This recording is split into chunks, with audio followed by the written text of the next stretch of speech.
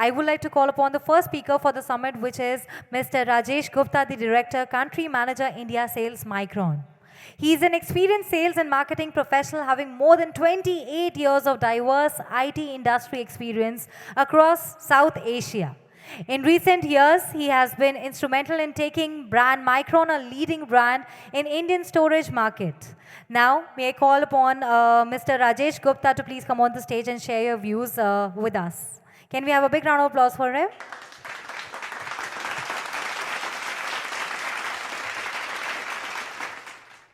Good morning. First of all, I'll just take this opportunity to thank Rajiv ji, Jyoti for pulling together this event. All of us have struggled in the last 2 years, so I don't have to repeat what we went through. So opportunities like this, where industry, ecosystem, we all can gather together, exchange ideas, share about trends and what's going to happen, is something which was really being missed by one and all. So I'd like to take this opportunity once again to thank DT team for pulling together this activity. And I wish that good discussions happen and you are able to take meaningful lessons and learnings from the session today.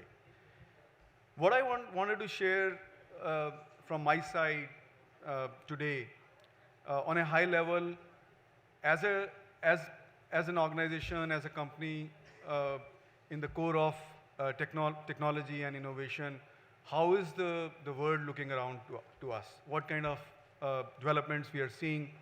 And what are the opportunities for many of us here in our markets and our areas of coverage?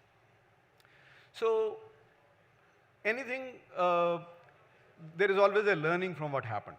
So while I don't want to dwell on what happened in last 2 years, all of us know, but this was not the first pandemic.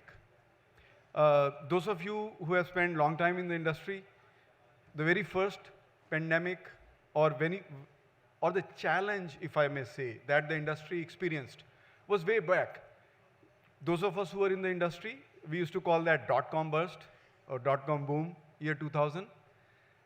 And then what happened further is for all of us to see. The last serious pandemic or challenge that everybody in the world, across the world, and the industry saw was actually the 2008 financial crisis. I'm sure many of you who were working or in business know that it was not an ordinary event. 2008 financial crisis was one of the most serious happenings that changed the discourse of a lot of things in the world.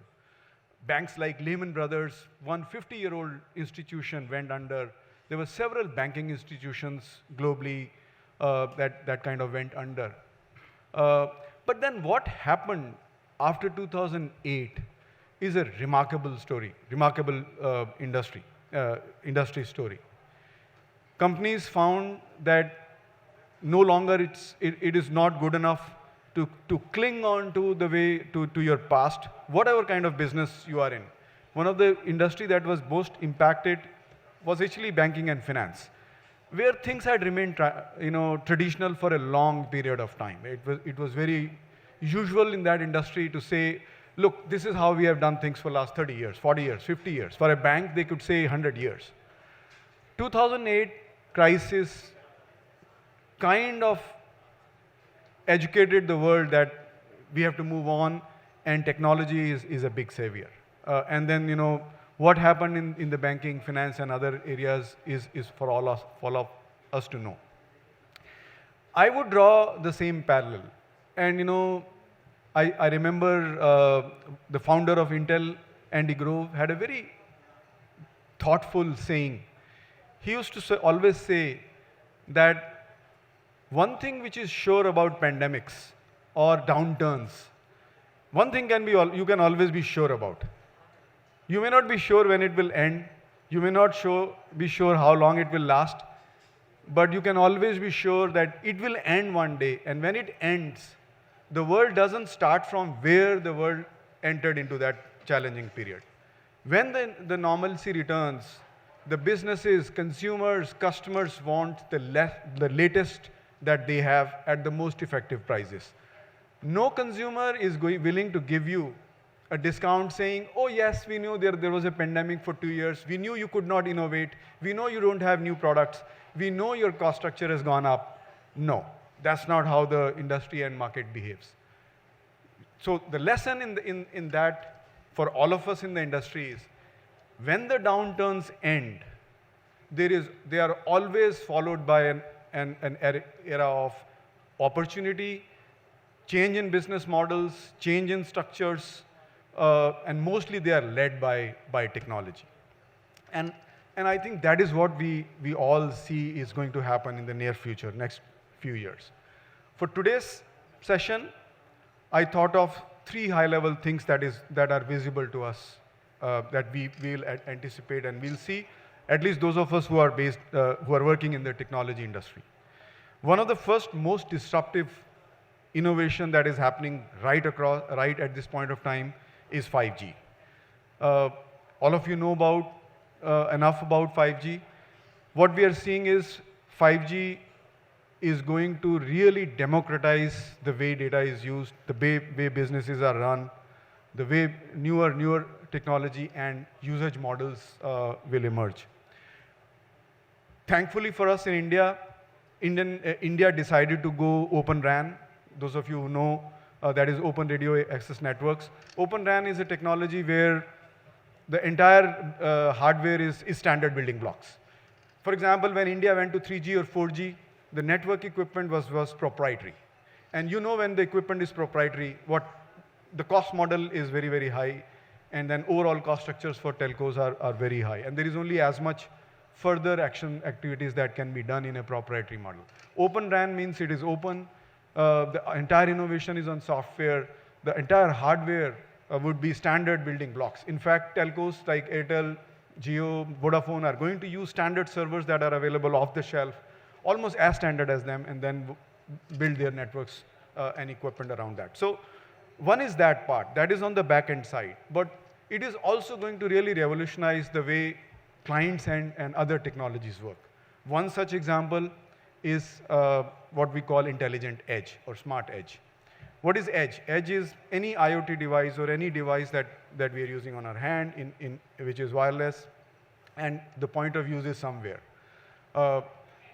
5G will ensure or will enable prevalence of intelligence edge. Now, what is an intelligent edge device? Imagine a traffic light signal which is intelligent, connected with a traffic management system in the city. Imagine if the decision or processing does not happen at a local level. That means the device is just capturing the data, sending it back somewhere in the data center. What if there is a network problem? You can't wait for a processing and decision to happen on a traffic light. Or if you are driving an autonomous vehicle, something is coming in front, there is not enough time for the car sensor to send the data somewhere and then get an instruction back as to what is done. Now, for intelligent edges to work, the network should be extremely seamless, extremely high bandwidth available across. So there is a lot of activity that is going to happen on the way newer devices will come into the market, and I like to share with you that you must all keep an eye open on these kind of innovations. Second thing that is going to be driven by this is data centers. You're going to see significant growth of local data centers. One is because of the policies, because now the data has to be stored locally. The second thing is I talked about democratization of a lot of these businesses just because the entire business model is going to be open. So we anticipate a lot of development and opportunities in both hyperscales that we are already seeing. As a storage company, we are seeing the kind of growth and investment in hyperscale data centers that is going by Big Four.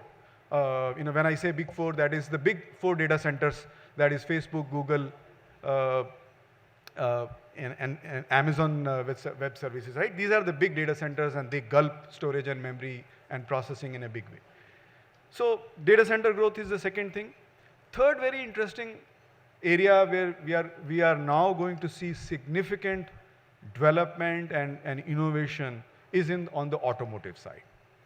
Automotive, each car today has more, I think, memory and storage and electronics that existed before. Uh, Modern cars have what is called advanced driver assist, ADAS. Some of the newer cars design that we are working with some of our customers. It is amazing to see the amount of processing that is being built in this advanced driver assist system.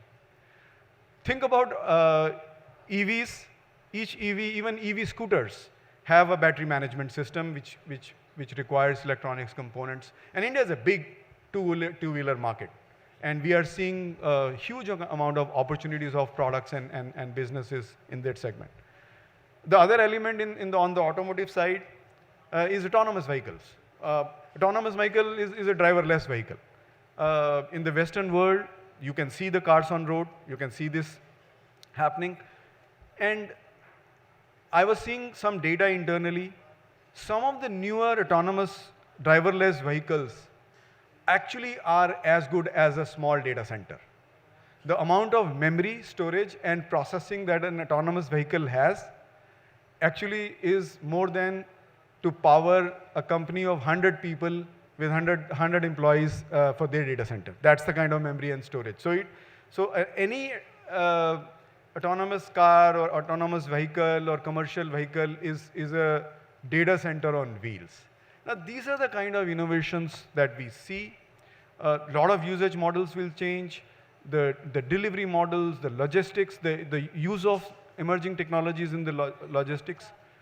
So at a high level, what I can share with you all is, as we are recovering back from the worst possibly that we have seen in the recent times, we should all prepare for some of the newer innovations that are happening around us. These innovations are very disruptive. These innovations have capability of changing the business models, disrupting some of the older models, and there is an opportunity for all of us who are associated with this trade, because the world that we are further heading is more driven by IT than ever before. So with that, I would once again like to thank the Digital Terminal team for organizing these kind of activities. I think these kind of events and activities will really help us to gather together, exchange notes, discuss opportunities, and also recognize good performances. So I wish the event all the very best, and thank you once again.